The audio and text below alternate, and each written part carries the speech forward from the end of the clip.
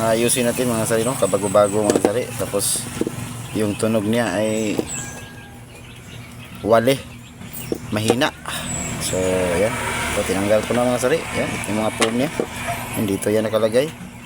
So tanggalin natin mga sari. So buksan natin yung loob kung bakit ganyan ang kanyang mahina yung kanyang busis, no, na naririnig natin dito sa headset na to. So siguro grounded to mga sari. So buksan natin. So yun mga sari, kabit na natin mga sari, no? Sobrang liit ng kanyang wire mga sari. So dito ito na natin ikabit para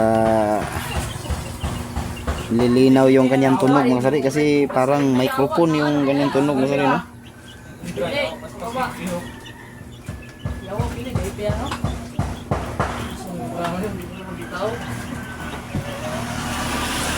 So ayan, nakabit na natin mga sari. So ayan, to the testing na tayo mga sari, no?